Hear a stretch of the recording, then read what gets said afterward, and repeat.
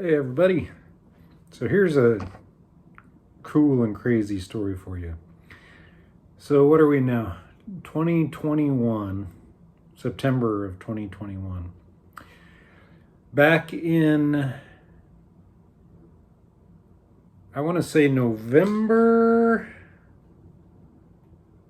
Oh, this is February 10th. So it would have been November or December, probably about December of 1999. What is that? Almost 22 years ago.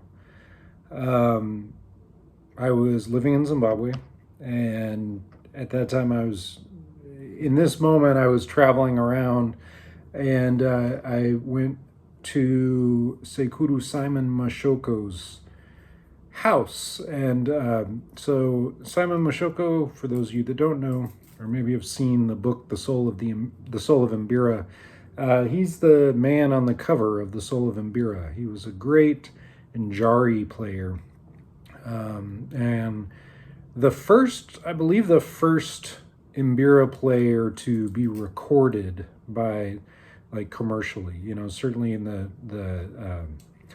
by, I think it was the South African Broadcasting Company. I think it was called. It was some South African record label at the time. But so he was old when I met him. He was very old, and he was a devout Catholic, and he lived in this rural area called Nika, kind of outside of Mashingo, basically like between Mashingo and Birchnoff Bridge.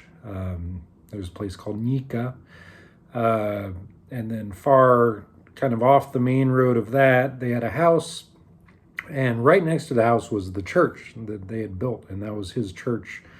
And so I actually recorded him. I was visiting with my girlfriend at the time, Christy Clavio, and we stayed for a few days and I learned some njari from him, and he was a really humble and just sweet, old man.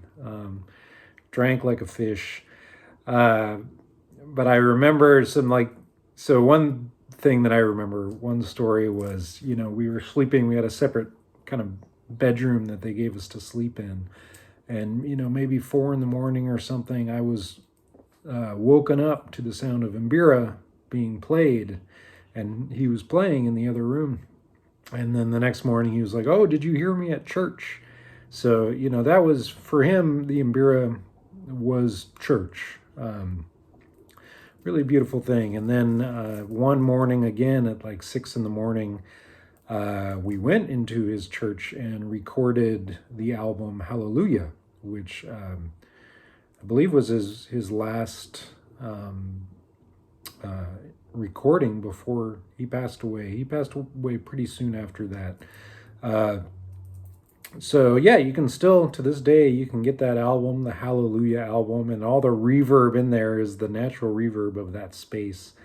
And it's just such a great recording, because of anyone that I heard, he kind of reminded me of the vibe of like the old blues guitar player, just like sitting on their front porch playing their guitar and singing, in the sense that he would like be playing, and his voice and his mbira were like one thing. Like the mbira would stop and he would sing, and then the mbira would come back in and it would slow down and speed up, and it was just such a sort of organic process of his playing, and you can really hear that on that album. So like I said, we were only there for a few days, and during that time I asked him to build me an njari. He taught me a song, Zirira, and so I wanted to keep on learning the njari, so I asked him to build one, and we went into the town and got some metal, and can't remember if we got the wood or if we had the wood, but I do remember going to the hardware store with him and getting the metal and buying the metal and materials, and so I paid for this mbira, this njari, and the plan was I was going to come back a few months later and get the njari from him. So time went on. This was actually, I think it was even before the sort of what they call, the farm invasions took place, and and political tensions really got kind of heated and intense. So things got really heated and intense pretty quickly in Zimbabwe while we were there. Won't get into those details, but gasoline became very scarce. I was driving a car at that time to get down there, and you pretty much needed a car to get there. So I was no longer able to go anywhere. I couldn't get gas to go back down. And so, months later, I got a letter from him saying, hey, your njari's done. It's ready for you to pick up. But I had no way of getting it. And so that whole time, like, it never got better. It never improved. The gas situation. Another year at least passed. I was never able to get back down. The mbira was ready for me to pick up. Never could get it.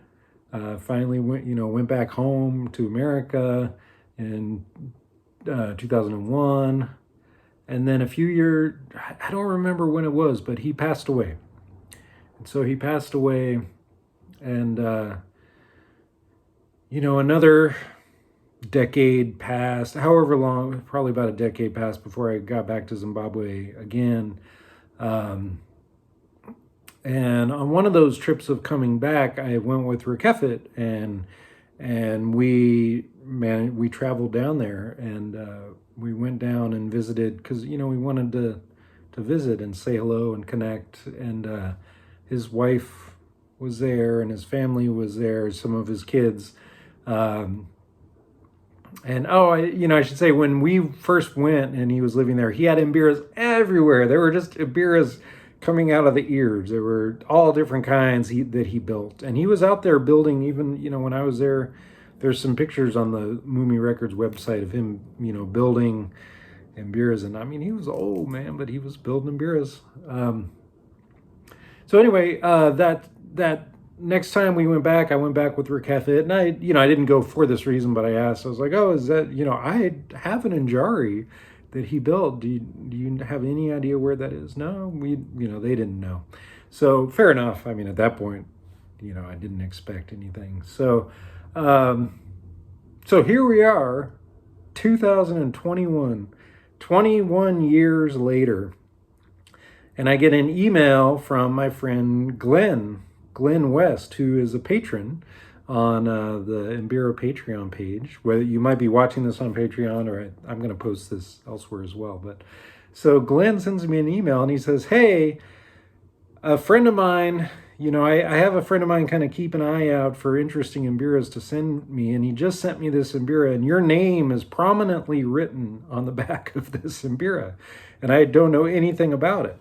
So here it is, the njari that Sekuru Mashoko built for me 21 years ago. And I'm not sure if this is going to be backwards to you or not, but if it is, so you can see, so up here it said to Joel LaViolette, and then Nuzengeza, this was in Chitanguisa where I was living. It's the Nuzengeza address. So this was the address, my old address, where I lived. And then something written in 2001. I don't know what that is.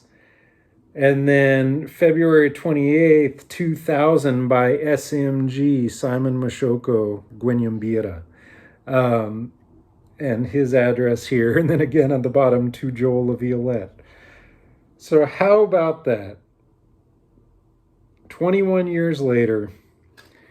So I'm thankful to Glenn. And also it's kind of like, I get it. Like Glenn's like, oh, I got this amazing. Oh, but it has Joel's name written on the back. So obviously there's no way for this to go to anyone but me. And so I'm really thankful to Glenn for getting this mbira back to me. And it really means so much. It really just, what a really special and beautiful treat to get this njari that was built by the late and absolutely great Sekuru Simon Mashoko, aka Gwenyambira. And it's amazing. And so